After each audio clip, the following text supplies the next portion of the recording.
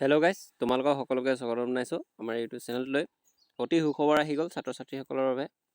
যিসকলে BSc নাৰ্ছিঙত admission ল'ম ভাবিছা তেওঁলোকৰ বাবে অতি সুখবৰ আহি গৈছে। যিসকল কেণ্ডিডেট আছা, শ্ৰীমন্ত শংকৰদেৱ ইউনিভাৰ্চিটিৰ ফালৰ পৰা আহিছে যিয়ে পষ্টবিলাক মুকলি কৰি দিয়া হৈছে।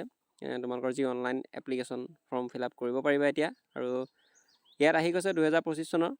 তো তোমালোকে ভিডিঅ'টো স্কিপ নকৰাকৈ সম্পূৰ্ণৰূপে চোৱা। তো ব'লা আমি এই ভিডিঅ'টো আৰম্ভ কৰোঁ।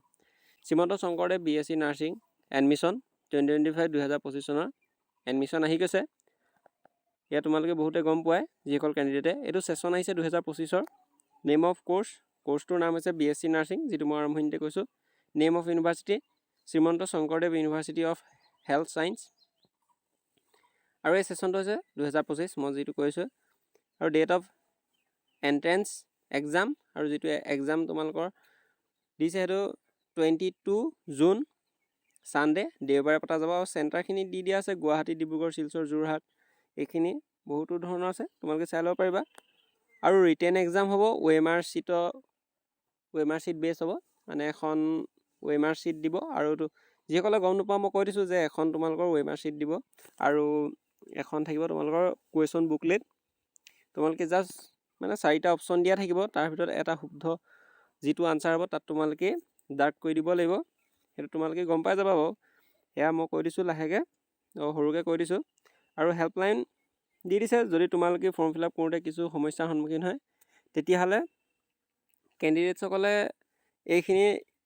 এই দুটা নাম্বাৰ দি দিছে, ইয়াতে কল কৰিব পাৰিবা। চাই লোৱা নাম্বাৰ দুটা।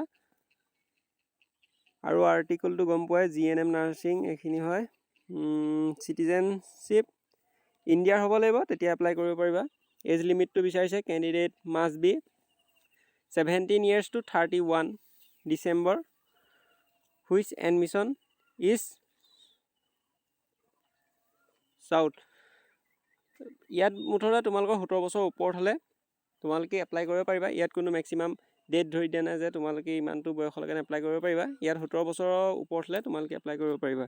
আৰু এডুকেশ্যন কোৱালিফিকেশ্যন বিচাৰিছে, হায়াৰ ছেকেণ্ডেৰী পাছ বিচাৰিছে।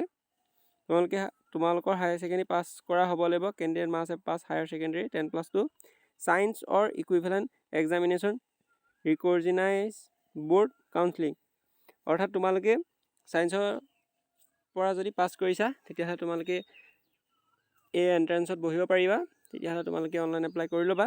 যিসকলে ছায়েন্সৰ ষ্ট্ৰীমৰ ফালৰ পৰা পাছ কৰিছা, যদি তোমালোকৰ নাৰ্ছত BSc নাৰ্ছিং কৰিব মন আছে তেতিয়াহ'লে তোমালোকে এপ্লাই কৰি ল'বা। আৰু ইয়াত কৈছে যে ছাবজেক্টকেইটা লিষ্ট তোমালোকৰ 55 মাৰ্ক থাকিব লাগিব, মানে জেনেৰেল কেটেগৰী।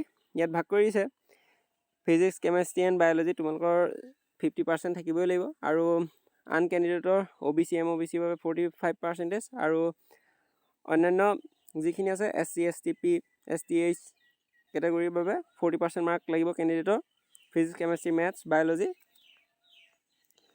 আৰু ইয়াত ভাগ কৰি দিছে ফিটো দিছে, জেনেৰেলে দিব লাগিব 1500 ৰুপিজকৈ, SC ST X TGL কেটেগৰীয়ে দিব লাগিব 1200 ৰুপিজকৈ, OBC MOBC EWS দিব লাগিব 1200 ৰুপিজকৈ, PWD কেটেগৰী উইথ